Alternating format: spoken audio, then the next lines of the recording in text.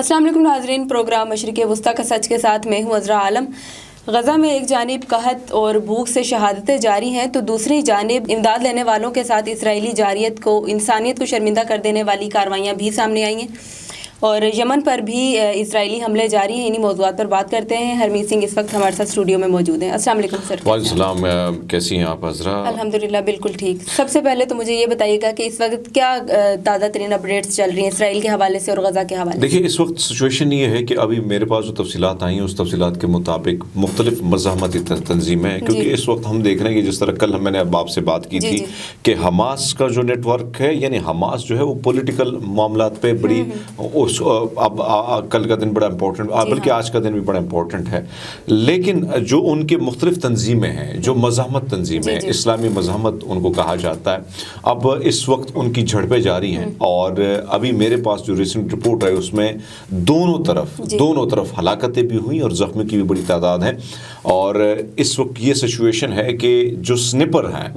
یہ بڑا زبردست، میں نے ایک چیز جو دیکھی اس جنگ میں، کیونکہ آپ دیکھیں کہ اسرائیل کے پاس پورا جدید اسلحہ ہے، پھر ان کے پاس تمام تر وہ نقشے ہیں، تمام تر نقشوں کے مطابق وہ کام کریں، لیکن ایک چیز جو میں دیکھ رہا ہوں وہ یہ ہے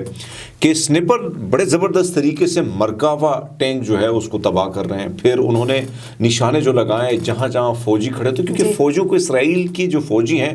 اس حوالے سے ابھی تک وہ گراؤنڈ کلیئر نہیں کر پائے ہیں۔ آج نتن یاہو، اسرائیلی میڈیا کہہ رہا ہے کہ نتن یاہو جو عوام کو دھوکہ دے رہا ہے، دعویٰ کر رہا ہے، کہہ رہا ہے کہ ہم اس ویک ہم جو ہے غزہ کی پٹری پر ہم گرفت ہماری ہوگی اور ہم فتح حاصل کر لیں گے، لیکن ابھی جو عوام ہے،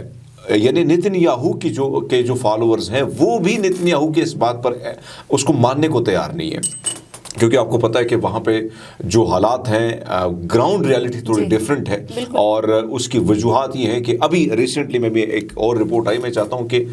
یہ بھی شیئر کر دیں ہم آج، بلکہ ابھی اس وقت یہ ہوا ہے، کل رات کو ایک احتجاج ہوا ہے۔ آپ اندازہ لگا لیں کہ امریکہ کے سابق فوجی افسران نے اپنی یونیفارم اٹھا کے جلا دیا احتجاجاً، اور احتجاجاً جلانے کا مقصد یہ ہے کہ جو ظلم، جو زیادتی اسرائیل اور امریکہ اس وقت فلسطینیوں پر کر رہا ہے، تو انہوں نے اپنی یونیفارم جلا دی ہے۔ انہوں نے کہا ہمیں اس سے گھن آتی ہے، یہ جو یونیفارم ہے اس سے ہمیں گھن آتی ہے۔ میں یہ سوچا تھا کہ اگر پاکستانی ریٹائر فوجی کرتے تو بیچاروں پر غداری کے مقدمات لگ جاتے، اور ماضی میں بیچاروں نے اعلان کیا تھا تو ان کی سروس، وہ جو ہے پینشنیں وغیرہ بند کر دی تھی۔ سو آپ اندازہ لگا سکتی ہیں کہ امریکہ میں، اور پھر اس نوجوان کو جو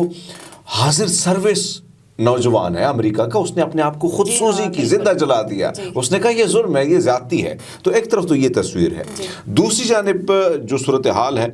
میرے خیال میں آپ یہ بتائیے گا کہ ابھی تک غزہ میں کتنی شہادتیں ہو چکی ہیں 7 اکتوبر 2023 سے لے کر اب تک؟ دیکھیے، شہادتوں کی تعداد تو بڑھ رہی ہے، اس کی وجہ یہ کہ تقریباً 30,000 سے زائد شہادتیں ہوئی ہیں۔ اب یہ وہ اعداد شمار میں آپ کو بتا رہا ہوں جو گورنمنٹ نے جاری کی ہیں، لیکن اس میں وہ اعداد و شمار ابھی شامل نہیں کیے گئے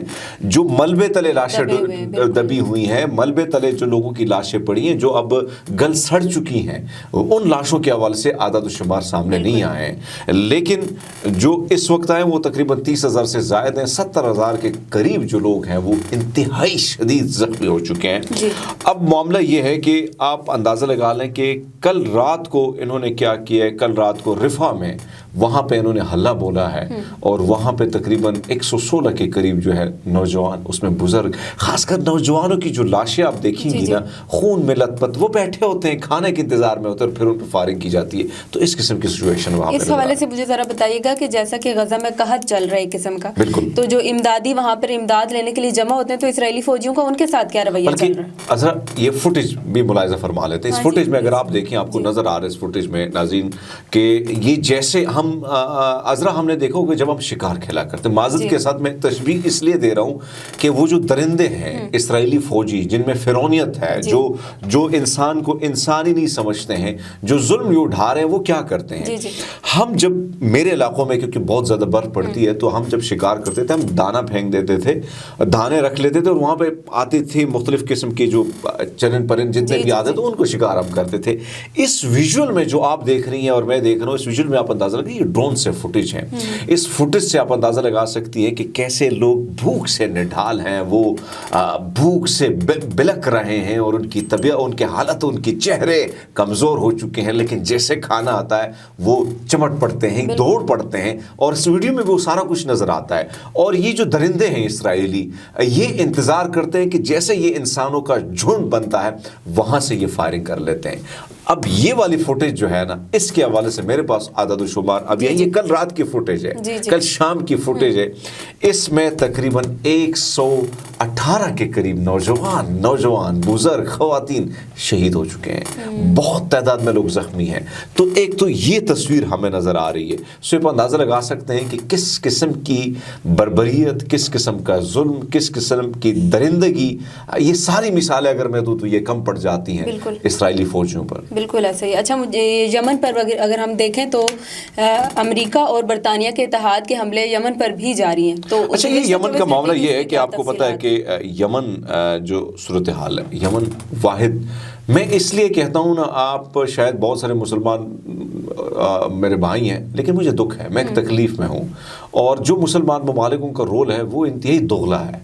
डॉलरों के चक्करों में बैठे हुए हैं, बाकी उनको ये परवाह नहीं है कि उनके भाइयों के साथ क्या हो रहा है। सो इनमें से कुछ ममालिक की मैं तारीफ़ करूँगा, करनी चाहिए, जो मुझ में उसमें से ईरान है, उसमें से यमन है, उसमें से लिबनान है,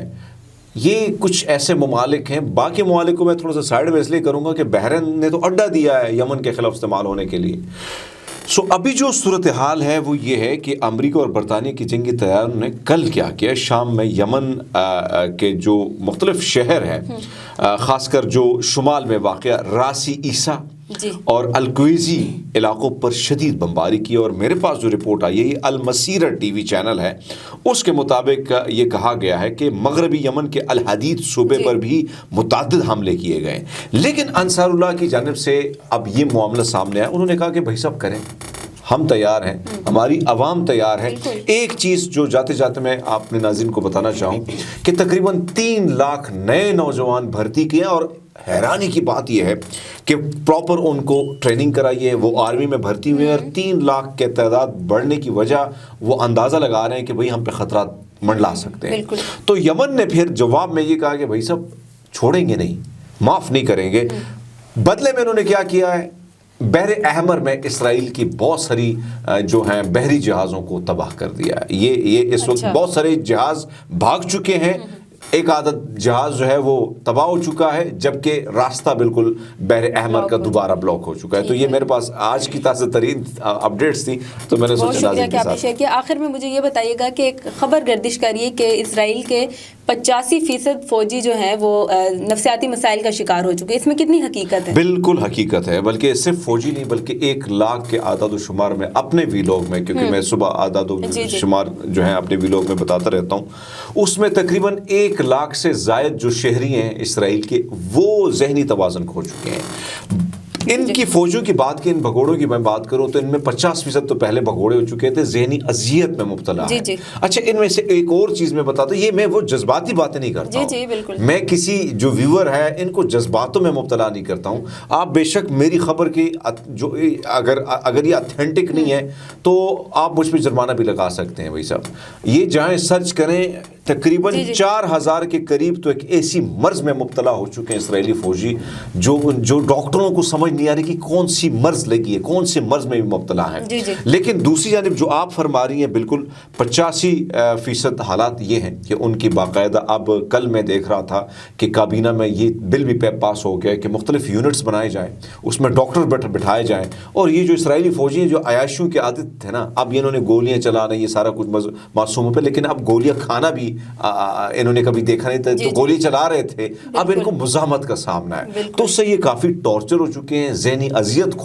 में मुब्तला हो चुके हैं, जुल्म कर रहे हैं, ज़्यादती करें तो फिर ऐसा शख्स तो जुल्म में अजियत में मुब्तला होता है। सो इस वक्त सिचुएशन ये कि उन्होंने मुख्तलिफ यूनिट्स बनाए, उन यूनिट्स में क्या होता है कि इनके ट्रीटमेंट के जो है ऐलानात हुए, और उनको कहा है कि जहाँ जहाँ कैंप होगा वह एक डॉक्टर जो है कंसल्टेंट जो है ज़हनी, वो जो दिमागी डॉक्टर होता है, वो उसका बैठना लाजिम है। तो ये बहुत बड़ी तादाद है। اور جاتے جاتے ایک خبریں بہت ہوتی ہیں میرے پاس، مسئلہ یہ ہے اور میں بتانا بھی چاہتا ہوں. سو جو رینٹ پہ ہائر کیے گئے فوجی تھے وہ بھی انہوں نے بھی معذرت کر لی کہ نیتنیاہو صاحب آپ $22,000 دیں لیکن ہم نہیں لڑنے کو تیار، کیونکہ ان کی واٹ لگ چکی ہے آلریڈی. بہت شکریہ آپ کے وقت کا. ناظرین، اس خصوصی سیگمنٹ میں ہم نے تازہ ترین اپڈیٹس آپ کے سامنے رکھی. کل کے سیگمنٹ میں ہم نئی اپڈیٹس کے ساتھ دوبارہ حاضر ہوں گے. تب تک کے لیے مجھے اجازت دیجیے. اللہ حافظ.